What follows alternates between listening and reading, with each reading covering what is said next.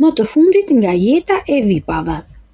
Jonida Maliqi ju rikthye debatit që pat nga 2024 dhe që ndezi rrjetin, marrëdhënia e saj me Elvana Gjatën dhe ajo nënqeshja famoze në festivalin e këngës. Jonida e tha hapur atë që shumë kanë shpikur sipas saj. Ajo kujtoi se sulmet ndaj saj nuk nisën me Elvanën, por vite më parë. Më ka sulmuar në fillim, para Shkodra elektronike, ku ka fituar Arilena Ara. Aso kohe unë vija nga festivali 2018-ës dhe në 2019 më duhet të jepja trofeun dhe më desh t'ja jepja Arilenës. Pastaj më ftoi në post festival ku unë shprehem si artiste dhe njerëzit këtë ngatarrojnë. Zakonisht krijohen skenare absurde jo vetëm nga publiku, por dhe nga media që kanë të bëjnë me anën personale. Ana personale nuk ka të bëj fare, dhe vetëm se thash kënga Arilenës, sipas shijeve të mia muzikore, është kënga fituese. Në këtë moment, Olti Curri nuk i shpëtoi provokimit. Ai tha, pra pas ke dalë 2 herë kundër Elvanës artistikisht. Jonida zgjodhi të jetë e qartë. Artistikisht ndoshta po, por personalisht duhet ta sqaroj një herë e mirë. Elvanën e njoh që në moshë fare të vogël, nuk ka nevojë fare për elozhet e mia, sepse në qoftë se është aty ku është fal atributeve të saj. Ajo është një artiste që unë e kam vlerësuar gjithmonë, po nëse mua nuk më pëlqen kënga, nuk ka të bëj fare me çfarë është ky këngëtar, ka të bëj vetëm me materialin muzikor. Në fund ajo vendosi ta mbyllte kapitullin pas një hije dyshimi. Unë Elvanën e respektoj dhe i uroj vazhdimsi. Besoj që ajo do të vazhdoj edhe ca dekada të tjera. Lediona Xheladina i zbulon prapaskenat e Big Brother VIP Albania. Në një intervistë të fundit për ABC-n e mëngjesit, Lediona Xheladina, ish banore e Big Brother VIP Albania 3, ka hedhur dritë mbi një detaj që publiku nuk e ka ditur kurrë. Një prapaskenjë që lidhet drejt për drejt me sponsorët, ushqimin dhe presionin brenda shtëpisë. E njohur për karakterin e saj të drejt për drejt, këtë herë Lediona tregoi një realitet të pazakontë për një format që promovohet si i shpërblyer nga 10 sponsor. Sipas saj, banorët nuk kanë qenë gjithmonë në komoditet, por kundrazi ato kanë kaluar ditë të vështira, madje të mbushura me kufizime të forta për ushqimin. Dhe pikërisht këtu vjen deklarata e saj, e cila nuk lë vend për interpretim. Aty ka shumë sponsora, mund të hash çfarë të duash, por jo sa duhet. Ne kemi patur një periudhë shumë të vështirë. Gati 2 javë nuk kishim çfarë të hanim. Jo çfarë të hanim se s'kishte, por ishte vetëm një lloj gjëje. Dhe nëse nuk të pëlqente diçka, duhet të thoshe, "Oh, sa e mirë." Kjo deklarat hap një dritare të re mbi presionin e formatit, jo vetëm loja, jo vetëm strategjia, por dhe detyrimi për të promovuar produkte edhe kur ato nuk të pëlqejnë. Në realitet, publiku shet diçka tjetër. Pritet tani të shohim një kundërpërgjigje të organizatorëve të Big Brother VIP, Ledioni apo Sara. Tani do të kalojmë tek një përballje e re, ajo midis Luana Vjollcës dhe gazetarit Elton Tozaj.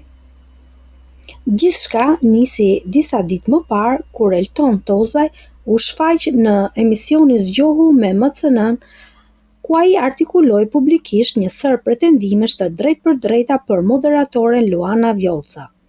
Sipas tij, ajo po e përndiqte ish partnerin e saj, Krenar Çoçaj dhe të dashurën e tij aktuale, Endi Demneri. Tozaj solli dhe shembuj konkret.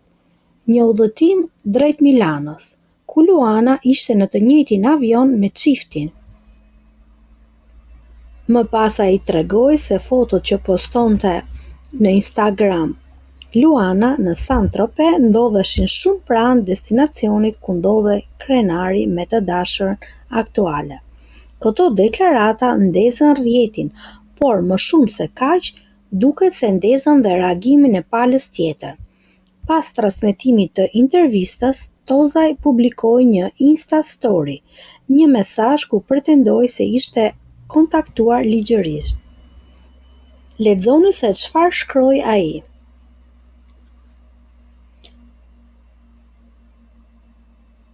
Postimi i tij i fundit ndezi alarmin në publik. Disa e panë si kërcënim, të tjerë si një deklaratë që paralajmëron zbulime të errta. Por të gjithë ranë dakord për një gjë: konflikti ka dalë nga kontrolli. Ndërkohë, nga ana e Luanës ende nuk kanë një reagim të zgjeruar publik përtej hapit të avokatëve, një sinjal se çështja mund të zhvendoset drejt gjykatës. Por nëse kjo ndodh, përplasja Tozaj dhe Vjollca mund të bëhet një nga çështjet më të komentuara në media në vitin e fundit. E vetmja gjë e sigurt, kjo histori sapo ka nisur dhe ajo që pritet duket shumë e rëndë se sa ç'është publikuar deri tani. Le të shohim. Isha e dehur kur aplikova, kështu ka deklaruar një nga banorët e Big Brother Fiorentina Halili. Bukuroshja ka qenë e ftuar në emisionin Se luan topi, ku ka treguar se si ajo e ka marrë vendimin e saj për të hyrë në Big Brother. Ajo thot se në momentin kur ka aplikuar ka qenë e dehur dhe të nesërmen kur e morën në telefon, ajo nuk mbante mend se çfarë kishte bërë.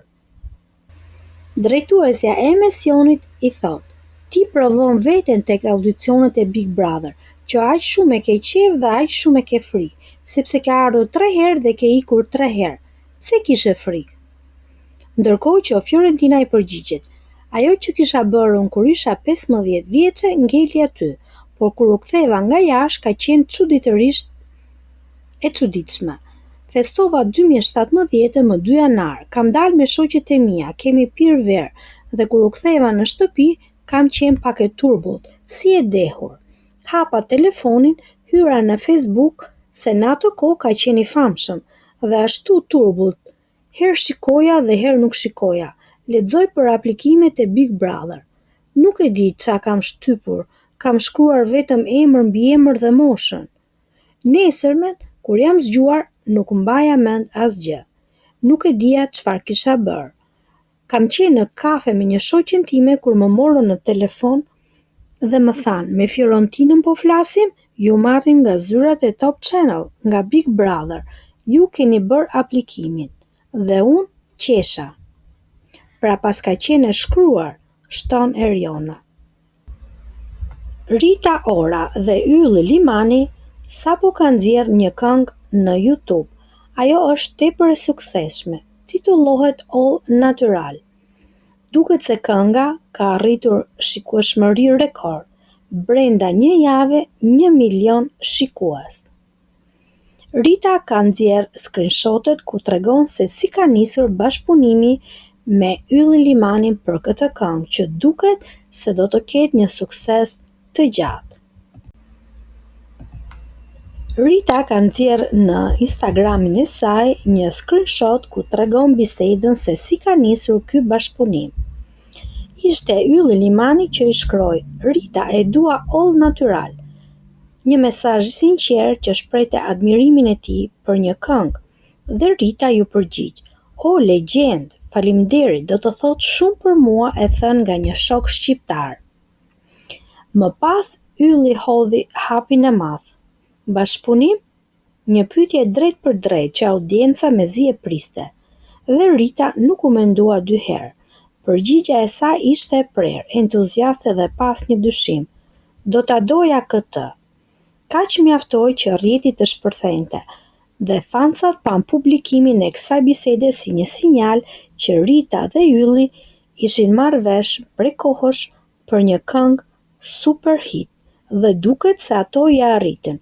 2 artistë të mëdhenj, Rita me një famë mbar botërore dhe Ylli një nga këngëtarët më të dëgjuar në Kosovë, Shqipëri dhe në diasporë, duket se po korrin sukses. Kënga është tashmë e disponueshme në Spotify. Rita e ka promovuar publikimin e saj në rrjetet sociale dhe lançimi i saj duket se pati shumë sukses. Shpresojmë që këngëtarët tanë të kenë bashkëpunime të tjera në të ardhmen.